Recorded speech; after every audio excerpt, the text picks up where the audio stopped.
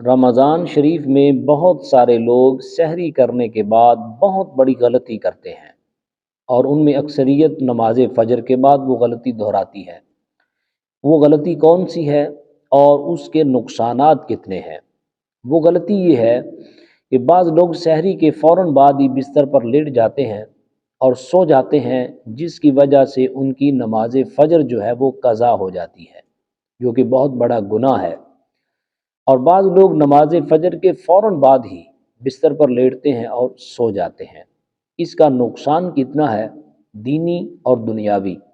حدیث پاک میں آتا ہے، حضرت انس بن مالک روایت کرتے ہیں، حضور تاجدار ختم نبوت صلی اللہ علیہ وآلہ وسلم نے فرمایا، جو شخص نماز فجر کے بعد ذکر خدا میں مشغول رہے یہاں تک کہ سورج نکل آئے اور پھر وہ نماز اشراق ادا کر لے، تو گویا اس نے ایک حج اور ایک عمرہ ادا کر لیا۔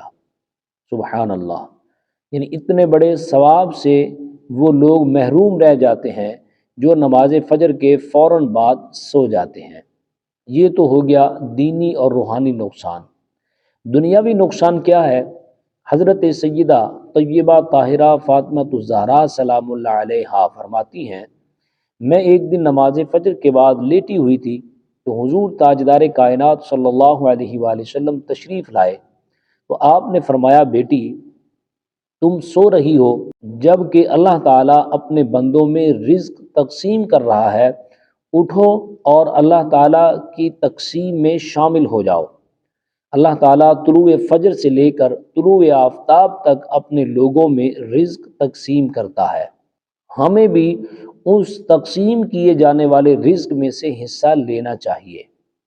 تو اس کا مطلب یہ ہوا کہ صبح کے وقت اللہ تعالیٰ رزق کی تقسیم فرماتا ہے، تو جو لوگ سو جاتے ہیں ان کے مقدر بھی سو جاتے ہیں، ان کے نصیب بھی سو جاتے ہیں۔ تو صبح کے کام میں بہت برکت ہوتی ہے اور رزق میں اضافہ ہوتا ہے۔ ایک اور حدیث پاک ہے، حضرت عثمان غنی رضی اللہ تعالیٰ عنہ روایت کرتے ہیں کہ حضور تاجدار ختم نبوت صلی اللہ علیہ وآلہ وسلم نے فرمایا، فجر کی نماز کے بعد جو بندہ ذکر خدا میں لگ جاتا ہے، اللہ تعالیٰ اس کے رزق کو اس کے لیے باعث نفع بنا دیتا ہے، اس کا رزق اس کے لیے نفع بخش ہو جاتا ہے۔ اتنا نفع اسے شاید دنیا کے کونے کونے میں جا کے نہ ملے جتنا نفع اس کو صبح میں ذکر خدا کرنے اور نماز فجر کے بعد اللہ کے ذکر میں مشغول ہونے سے فائدہ مل سکتا ہے۔ تو ان احادیث سے پتہ چلا کہ صبح کے وقت ایک تو بندے کا روحانی نقصان بھی ہوتا ہے اگر وہ سو جائے، اور مالی نقصان بھی ہوتا ہے کہ اس کے رزق میں برکت جو ہے وہ اٹھ جاتی ہے۔ تو لہٰذا آپ فجر کی نماز کے بعد سورج نکلنے تک انتظار کر لیجئے۔ سونا گناہ نہیں ہے، یہ بات ذہن میں رکھیے، اس کو گناہ نہیں ہوگا، لیکن باعث برکت نہیں ہے۔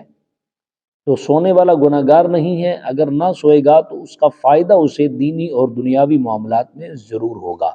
تو کوشش کیجیے آپ نماز فجر کے بعد چہل قدمی کیجیے، اللہ تعالیٰ کا ذکر کیجیے، اور جب سورج نکل آئے تو 2 رکعت نماز اشراق کی پڑھ لیں، اس سے آپ کے دینی اور دنیاوی معاملات میں برکت ہی برکت ہوگی۔